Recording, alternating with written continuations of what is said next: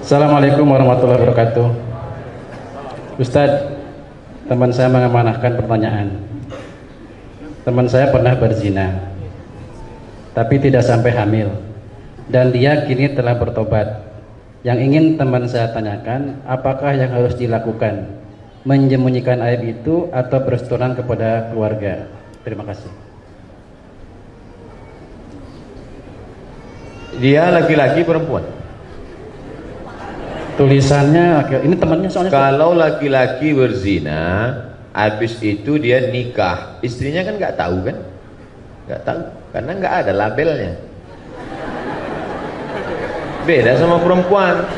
Kalau dia berzina, habis itu dia nikah, suaminya tahu. Dalam kitab fikih dikatakan, dikutip oleh Sayyid Sabiq dalam fikih sunnah. Lihat fikih sunnah. Inishtarata bikran, kalau seorang laki-laki menikah mensyaratkan istrinya mesti bikran. What the meaning of bikran? Virgin. Inishtarata bikran, kalau laki-laki mensyaratkan istrinya harus bikran, virgin, fabanat thaiban, ternyata setelah nikah tidak virgin, falahul fashu, maka laki-laki itu punya hak untuk fasah. Fasah artinya pembatalan pernikahan. Makanya tertulis di botol, do not accept if cell is broken. Makanya saya tanya, tadi yang tanya laki-laki apa? Perempuan. Kalau laki-laki dia tobat nasuha, selesai. Jangan kau ceritakan sama dia. Jangan pula nanti, dek, ada sesuatu yang mau ku ceritakan. Apa bang? Kau bukan yang pertama. Apa? Tapi kalau perempuan kau harus cerita, karena kalau tidak nanti ini bahaya. Cuman menanyanya jangan langsung pancing-pancing dia dulu. Pancing dia, Mas, ya, apa sih arti keperawanan bagimu? Terus dia bilang, alah nggak ada. Aku pun nggak perjaga, katanya. Apa?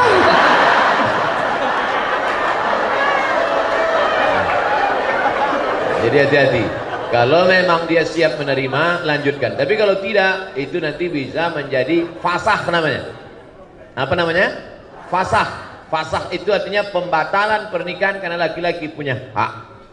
Ini hati-hati perempuan. Mudah-mudahan Allah menjaga kehormatan anak-anakku sekalian. Amin ya Allah. Ini kelihatannya dari mahasiswa yang sudah berbisnis karena sudah punya uang. Bagaimana cara kita bertobat dengan utang-utang yang dulu pernah menjadi kebiasaan, tapi lupa di mana utang itu? Bagaimana Ustaz? Orang yang paling tinggi IQ-nya, cerdas pun, kalau udah cerita utang ini banyak juga lupa. Nggak tahu entah kenapa, memang begitu. Nah, jadi antum jangan merasa cuma antum aja. Saya tidak lupa, cuman banyak jumpa dengan orang-orang lupa. Dulu sebelum pinjam duit dekat gitu. Begitu udah dapat macam nggak kenal ya. Ada orang mati syahid. Orang mati syahid itu bebas dari 4. Tidak merasakan sakaratul maut, tidak merasakan azab kubur, tidak merasakan hisab, langsung masuk surga. Ilat dain, kecuali utang. Orang mati syahid aja kalau punya utang tertahan, apalagi mati konyol. Oleh sebab itu masalah utang ini jangan macam-macam. Jadi cobalah dari sekarang diingat-ingat berapa hutang piutang, cari alamatnya. Cari alamatnya. Dulu ini cari, bayar. Sudah dicari ahli warisnya tidak ada, diingat-ingat, dibayar, diserahkan ke masalih ammah, kepentingan umum. Di antaranya masjid, panti yatim, fakir miskin. Hitung dulu. Bapak calon jamaah haji, sebanyak apapun ibadah kalian di tanah suci, kalau hutang tidak kalian bayar, kalian akan dituntut di hadapan Allah. Menangis calon jamaah haji. Datang jumpa saya 4 mata. Mohon maaf Pak Ustaz, saya malu di depan orang banyak. Hutang Bapak apa? Bapak kan orang kaya. Memang saya kaya Pak, tapi saya cari orangnya belum ketemu Pak Ustaz. Hutang Bapak apa? Dulu makan bakwan 3 bayar 1. Hati-hati nih mahasiswa. Bukan kalian, kami dulu. Hitunglah bayar. Oleh sebab itu maka cari bayar, kalau tidak ketemu maka dihitung ekuivalen berapa itu, lalu kemudian diserahkan ke masalih ammah, kepentingan umum untuk umat, serahkan ke masjid. Assalamualaikum Pak Ketua Masjid, ya ini ada uang. Uang apa nih Dek? Terima aja lah Pak, yang tanya-tanya. Jadi nggak perlu akad. Saya bayarkan akad utang Mbak Wan selama 3 tahun SMP tunai, nggak perlu. Wallahu a'lam. Alhamdulillah, Ustaz. Assalamualaikum warahmatullahi wabarakatuh. Ustaz ganteng, hehehe, gitu. Ustaz yang ganteng, hehehe. Bagaimana pendapat Ustaz tentang Islamization of knowledge? Bukankah semua ilmu sains itu dari Allah Subhanahu wa taala? Jadi ilmu apapun itu Islam, tergantung orangnya amalkan. Syukran. Naik sepeda itu bisa nggak dibedakan? Naik sepeda itu ilmu kan? Ilmu belajar naik sepeda. Lalu kemudian bisa nggak dibagi? Ini naik sepeda Islam, ini naik sepeda konvensional. Ilmu kan? Ilmu cara naik sepeda. Naiknya dari kanan. Nanti kalau jatuh, sebelum jatuh na'udzubillah. Setelah jatuh la haula wala quwata illa billah. Letaknya di mana? Mengeksplorasi ayat-ayat Al-Quran, hadis-hadis. Ada ayat kauniyah, ada ayat alam semesta. Itu semua disebut ayat oleh Allah Ta'ala. Inna fi khalqis samawati wal ardi wa ikhtilafil laili wan nahari la ayat. Bagaimana menggali, mengeksplorasi ekonomi dari Al-Quran, dari sirah Nabi. Ada mahasiswa pasca sarjana ngontak saya, mau nanya masalah andragogi. Assalamualaikum Ustaz Somad. Waalaikumsalam. Saya tesis S2 saya tentang andragogi, kata dia. Mohon maaf, saya andragogi ini bukan bidang saya. Saya taunya Andra and the Backbone. Saya mau ngajak ketemuan karena mahasiswa ini perempuan, mahasiswi, jadi saya nggak berani ketemu di rumah makan, ketemunya di masjid. Nanti kalau ketemu di rumah makan dia foto kan bahaya. Akhirnya ketemu di masjid. Kata dia, andragogi ini apa? Saya tanya. Andragogi ini belajar setelah dewasa, Ustaz. Terus saya sudah cari hadisnya nggak ketemu. Kata dia udah nyari hadis Sahih Bukhari, Sahih Muslim, nggak ketemu. Belajar setelah dewasa. Lalu saya tanya, Khadijah beda umur dengan Nabi berapa tahun?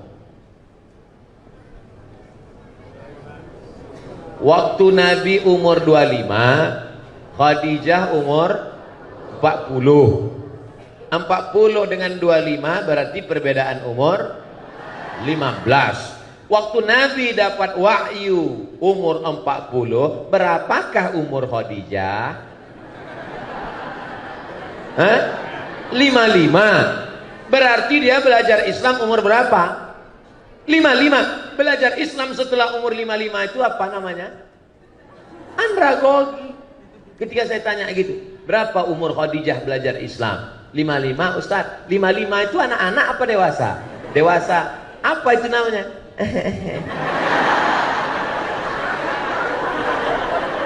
Jadi yang namanya ilmu-ilmu itu bukan tertulis secara tekstual. Dia maunya yang ada di kepala dia, dibukanya Sahih Bukhari, andragogi adalah itu anak TK. Paham? Bagaimana menggali ilmu yang tersirat dari ayat, dari hadis, dari sirah. Maka ulama itu disebut dengan faqih, bukan alim, faqih. Makanya doa Nabi untuk Abdullah bin Abbas, Allahumma faqihhu fiddin. Nabi tak mengatakan Allahumma alimhu, enggak. Nabi mengatakan Allahumma faqihhu fiddin. Faqih dia dalam ilmunya, bisa menggali yang tersirat di balik ayat. Maka muncullah ekonom-ekonom yang menemukan solusi umat dari ayat. Ayatnya sama, dibaca oleh Qori Internasional Muammar Z.A. Kiai Haji, dibaca oleh Abdul Somad, ayat sama, tapi ada temuan yang berbeda ketika dibaca oleh seorang ekonom dari Tazkiyah. Insyaallah. Wallahu a'lam. Alhamdulillah. Masih ada Ustaz banyak. Assalamualaikum Ustaz, saya ingin bertanya. Ini mahasiswa kelihatannya. Apabila sudah ada jodoh, boleh Ustaz? Boleh. Apabila sudah ada jodoh yang ingin segera menikahi saya dan menikahnya di tahun ini, tetapi keluarga besar saya menyuruh nikah tahun depan, apa yang harus saya lakukan? Lebih baik mendengarkan keluarga besar atau segera menikah? Lari maksudnya. Demikian Ustaz. Apa hubungan jodoh sama ekonomi?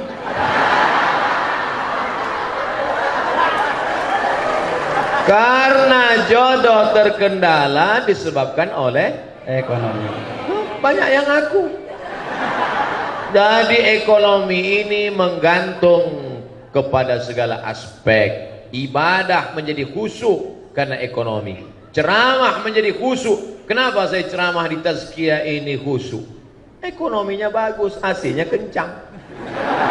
Coba kalau di tempat lain berkipas aja lah. Ekonomi Islam adalah, tapi di sini masya Allah, di sudut-sudut ada AC. Hebat. Hebatnya lagi AC-nya nggak kelihatan karena dimasukkan ke dalam dinding. Biasa. Kenapa acara ini bisa diliput di seluruh dunia, bisa melihat? Karena ekonominya mapan, kameranya besar-besar. Di tempat lain saya ceramah, sini nggak ada kamera. Walaupun nggak semuanya hidup. Artinya ekonomi ini. Nah, man istata'a minkumul ba'ah. Coba tengok hadisnya. Man istata'a minkumul ba'ah. Siapa di antara kamu yang ba'ah? Apa kata syarah? Syarih penjelas hadis. Al-ba'ata al-qudratu. Makna al-ba'ah mampu. Mampu secara apa? Mampu secara keilmuan, mampu secara finansial.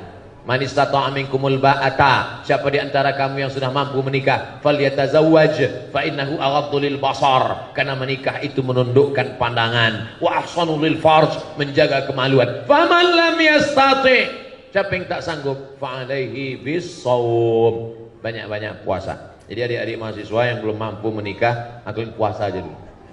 Puasa. Kalau puasa kalian nafsu ada, tenaga tak ada. Lemes ya. Jadi bawaannya mau mati aja. Bro, itu ada mahasiswi cantik dari Tazkiyah. Aku udah nggak ngeliat lagi. Udah mau mati aja bawaannya. Nantilah habis buka baru kita cari. Nah, oleh sebab itu, kalau ekonomi sekarang ekonomi sudah mapan. Kira-kira mana yang didulukan Pak Ustadz? Apakah saya menikah tahun ini atau dengan keluarga? Balik kepada Al-Quran. Apa kata Allah? Wa amruhum syura bainahum. Orang beriman itu memutuskan berdasarkan syura. Datang ke ayah, datang ke ibu. Papa. Jangan panggil papa, kita makan sambal terasi nah. Ayah, saya ada rencana nikah sekarang ya. Kau sudah punya kemapanan ekonomi, sudah mampu insya Allah ya. Tahun depan, mobil belum ada, nanti cucuku naik motor batuk.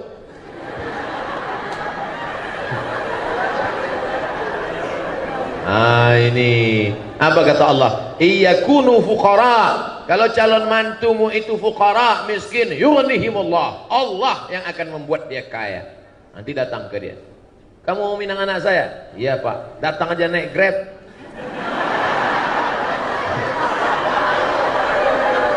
Bacakanlah itu.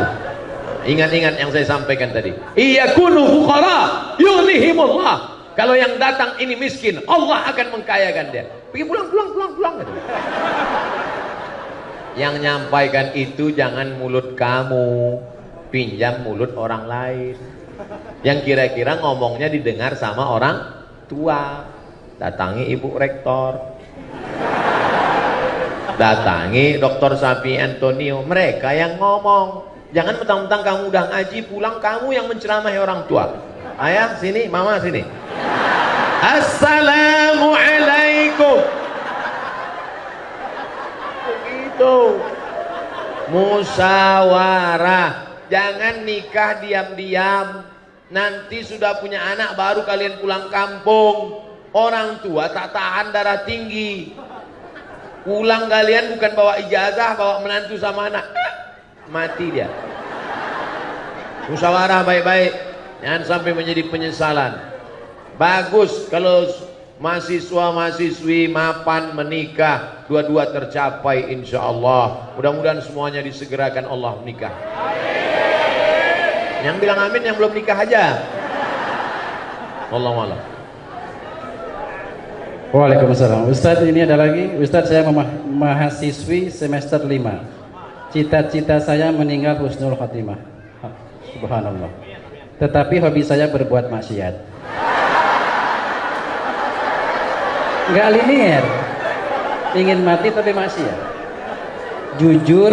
Jujur saya selalu menyadari perbuatan saya. Perbuatan yang salah. Bahkan saya sering menangisinya. Tolong beri saya nasihat. Amalan apa yang bisa menjauhkan saya dari perbuatan maksiat itu? Saya sudah bosan menangis atas dosa-dosa saya. Gitu Ustaz. Berdosa itu semua orang tahu. Tapi penyebab apa membuat engkau berdosa, engkau mesti tahu. Dosa apa yang kau lakukan dan mengapa engkau berdosa, mesti tahu. Sehingga mudah kita mencarikan obatnya. Itulah gunanya kita diperiksa dulu sama dokter di USG, itu USG hamil. Di scan supaya dipastikan apakah dia usus buntu atau cancer, supaya jelas. Maka jangan sampai salah obat. Salah obat nanti jadi penyakit, racun. Oleh sebab itu maka diketahui dulu penyakitnya apa. Ini pertanyaannya umum, maka saya jawab secara umum. Pak Ustadz, saya bergelimang dosa. Dosamu apa? Penyebabnya apa? Dosa saya ini karena sebabnya ini. Cepat atasi. Dosa ini penyebabnya ini. Obatnya ini, atasi ini. Karena secara umum biasanya dosa hinggap kalau kita selalu sering sendirian. Maka jangan sendirian. Harus berjamaah buat komunitas. Saya senang anak-anak muda ini punya komunitas-komunitas. Saya banyak jumpa komunitas. Kamu dari komunitas mana? Saya dari komunitas jombloan fisabilillah Pak Ustaz. Mantap. Kamu komunitas mana? Saya komunitas petato tobat Pak Ustaz. Mana tatomu nggak kelihatan? Nih. Ada satu titik.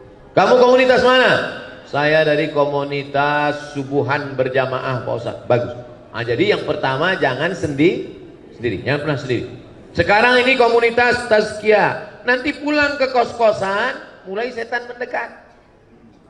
Maka di komunitas kos-kosan juga cari komunitas kos-kosan yang islami. Saya dapat berita katanya di sekitar Bogor tazkiyah punya tempat tinggal yang islami. Betul tuh. Nah ini terjaga dia. Nanti di grup juga, di grup itu juga ada grup-grup yang menjaga kita. Kalau berada di grup yang buat maksiat keluar. Kamu coba lihat grup-grupnya, pasti cek grup homo. Ngapain kau di dalam? Saya mau mendakwahi mereka Pak Ustaz. Astagfirullah. Kau nggak kuat bro. Belum tentu kuat. Nanti kalau sudah kuat baru. Jadi kalau ada grup yang kira-kira menyelamatkan kita. Jadi yang pertama menyelamatkan diri ini adalah pertama taubat nasuha, mandi taubat. Setelah itu berjamaah buat komunitas. Setelah itu istiqomah. Makanya nanti buat komunitas ada datanya, kartunya, fotonya, nomor handphonenya. Kalau nggak datang ditanya, ente nggak datang, kenapa nggak datang? Ada ketuanya, ada. Nah, jadi insya Allah terjaga dia. Pertama taubat, yang kedua komunitas, yang ketiga istiqomah. Maka insya Allah kalau tiga ini dijaga, selamat kita. Mudah-mudahan yang mau bertobat, tobat segera tobat sebelum malaikat maut datang. Ingat, Malaikat maut datang tidak pernah melihat akte kelahiran. Jangan kalian pikir karena semester 5 malaikat masih lama. Semester 2 aja banyak yang gol. Wallahu a'lam bishawab. Alhamdulillah. Kita lanjut Ustaz, masih ada waktu. Bismillah. Ustaz, Assalamualaikum warahmatullahi wabarakatuh. Ustaz, saya mau nanya, kan waktu sholat Jumat tidak boleh berbicara. Gimana hukumnya dengan menjawab sholawat atas Nabi? Terima kasih. Idza sa'idal khatibu 'alal mimbar, kalau khatib sudah naik ke atas mimbar, fala yatakallamanna ahadukum, maka janganlah satu di antara kamu berkata-kata. Idza qulta li sahibika ansit, kalau kau katakan kepada orang di sebelahmu, faqad laghauta, maka kau sudah melakukan perbuatan lagha. Wa man lagha fala jum'ata lah, siapa yang melakukan perbuatan lagha maka tiada Jumatlah baginya. Diam, tiada Jumat baginya. Adapun khatib mengatakan, marilah kita berselawat kepada Nabi. Allahumma sholli ala Sayyidina Muhammad. Apakah lagha? Tidak, karena dia sedang berdoa kepada Allah, memohonkan selawat untuk Nabi Muhammad sallallahu alaihi wasallam. Seandainya berdiri salah satu dari jamaah itu, jamaah sholat Jumat berdiri, lalu dia ngomong ke khatib, Pak Khatib, cepetan dikit dong. Nih kimi kelas di tasbih udah mau masuk nih. Apakah batal khutbah Jumat? Tidak. Mana dalilnya? Karena Nabi pernah khutbah, tiba-tiba datang orang Arab Badui ke pintu Masjid Nabawi. Apa kata dia? Ya Muhammad, halakatil amwal. Wahai Muhammad sallallahu alaihi wasallam, kampung kami sudah hancur. Tanam-tanaman mati kering kerontang. Onta-onta mati tidak minum. Tolong berdoa kepada Allah.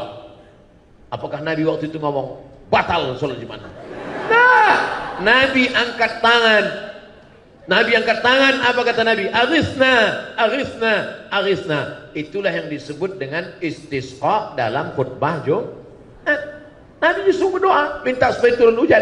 Selesai sholat Jumat, pulang sahabat, basah halaman Masjid Nabawi. Begitulah hebatnya doa Nabi SAW. Jadi yang membatalkan itu kalau berkata-kata sesama jamaah. Adapun jamaah berdoa, jamaah ngomong ke khatib, atau sebaliknya, khatibnya ngomong ke jamaah, apakah batal khutbah?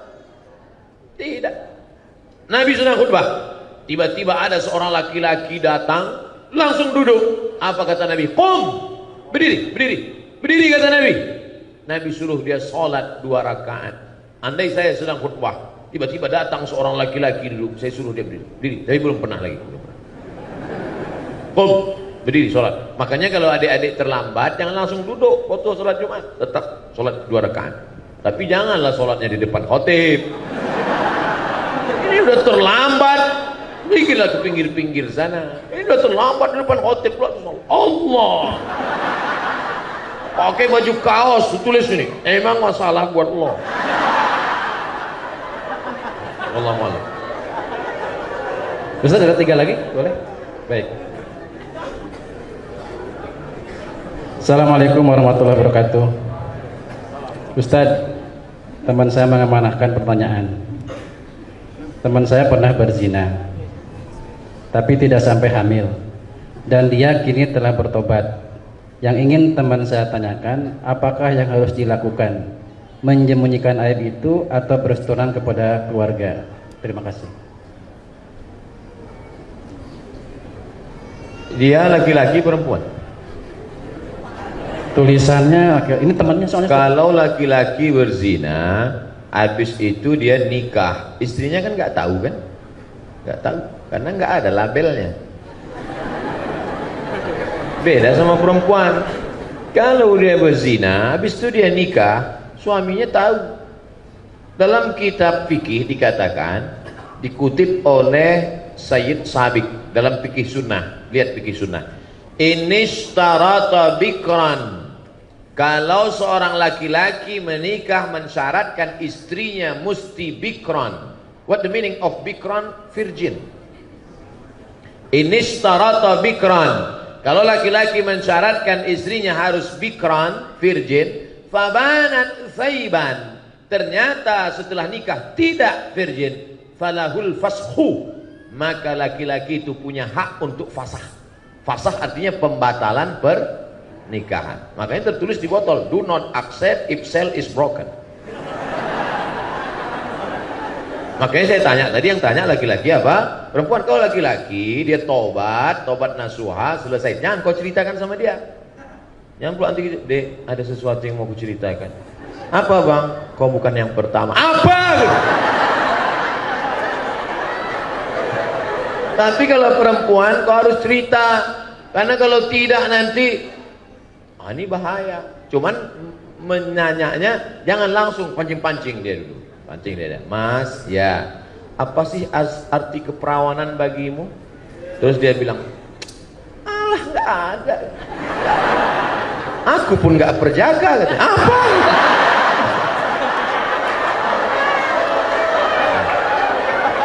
Jadi hati-hati.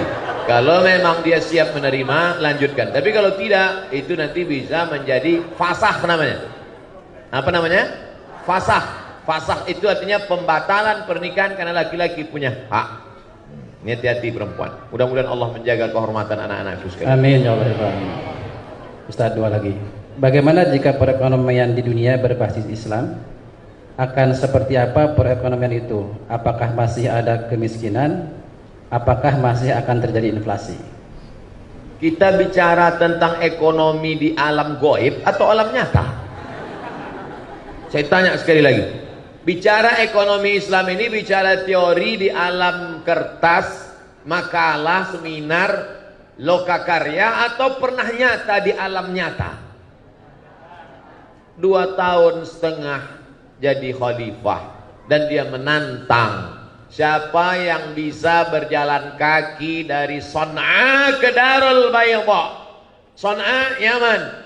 Sekarang kita hitung, Yaman, naik Yaman, Saudi Arabia, naik ke atas Suriah, Yordania, Palestina, naik ke atas lagi Mesir, Tunisia, Aljazair, Maroko, 9 negara. Siapa yang sanggup jalan kaki 9 negara mencari fakir miskin, bawa ke sini, kata Umar bin Abdul Aziz. Abad kedua Islam, tidak ada fakir miskin kalau ekonomi Islam diterapkan. Jadi kita bukan cerita masalah makalah seminar, kita bicara tentang pernah wujud ada di alam nyata. Bukti, real, fakta, bukan fiktif.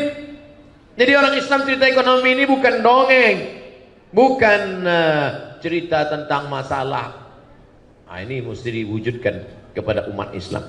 Lalu kemudian kenapa dalam fikih itu, coba baca kitab tafsir di abad-abad keempat, abad-abad kelima, abad-abad keenam. Mereka cerita tentang anjing Ashabul Kahfi warnanya apa? Apakah anjing herder, apa anjing bulldog? Mereka cerita tentang perahunya Nabi Nuh sebesar apa? Kayunya dari kayu apa? Mendaratnya di mana? Lalu kemudian orang zaman sekarang baca itu, apa ini? Ngapain dikaji anjing Ashabul Kahfi? Ngapain dikaji? Justru kalau dilihat dari sisi lain, begitulah hebatnya ekonomi zaman itu sampai mereka memikirkan sesuatu yang berlebihan karena memang makan cukup, kehidupan luar biasa, ekonominya mapan, sampai mereka berpikir tentang sesuatu yang tak terpikirkan oleh manusia sekarang. Sekarang kenapa orang tidak produktif? Gimana mau produktif? Ekonomi morat-marit, tunggang langgang, litang pukang. Jadi kalau dibaca abad-abad pertengahan, abad keempat, abad kelima, abad keenam, kenapa tafsir-tafsir, fikih-fikih itu mengkaji dengan kajian luar biasa. Bahkan di Indonesia, kalau adik-adik nanti baca fikih ketika Islam sedang jaya-jayanya di Kalimantan, ada kitab fikih namanya Sabilal Muhtadin, ditulis oleh mufti kerajaan Banjar, namanya Syekh Muhammad Arsyad Al-Banjari. Dikaji tentang masalah sesuatu yang tak terpikirkan oleh manusia, saking kan mapannya ekonomi mereka saat itu. Andai ada seorang pergi ke hutan, bisa konsen? Masih bisa? Andai ada orang pergi ke hutan, sampai di hutan turun hujan gerimis, maka dia pun masuk ke dalam gua. berteduh di dalam gua. Setelah berteduh dalam gua, hujan pun reda. Lalu dia keluar dari dalam gua melanjutkan perjalanan. Ternyata gua tempat dia berteduh tadi rupanya, maaf, kemaluan raksasa. Apakah dia wajib mandi junub? Orang sekarang kalau baca itu, ngapain dikaji masalah ini kan nggak penting. Memang betul, tapi cari sisi lain. Begitulah mereka berpikir, saking kan sudah mapannya ekonomi sana itu. Tak ada lagi fakir miskin, orang kaya raya, sampai orang berpikirnya pun kelas VVIP. Nah, jadi banyak orang katakan, ini kitab-kitab klasik ini Ustaz terlalu besar masalah. Kenapa kitab itu sampai 1 meter panjangnya? Tafsir Al-Kabir yang ditulis oleh Imam Fakhruddin Ar-Razi 606, semeter panjangnya. Kitab-kitab fikih itu ditulis Raudhatul Talibin wa Umdatul Muftin. Dalam syarah hadis pula Fathul Bari syarah Sahih Al-Bukhari sampai dikaji masalah waw, masalah fa, masalah wa. Untuk apa dikaji ini? Saking kan makmurnya hidup mereka, tak ada lagi dikaji masalah kemiskinan. Kenapa penulis-penulis sekarang tidak produktif? Salah satu sebabnya adalah masalah ekonomi. Saya hanya ingin bercerita bahwa umat Islam kalau cerita ekonomi Islam bukan cerita teori tapi pernah jaya, dia ingin mengulang kejayaan itu. Dan kalau Islam jaya, semua akan mendapatkan rahmat. Wa ma arsalnaka illa rahmatan lil alamin. Wallah.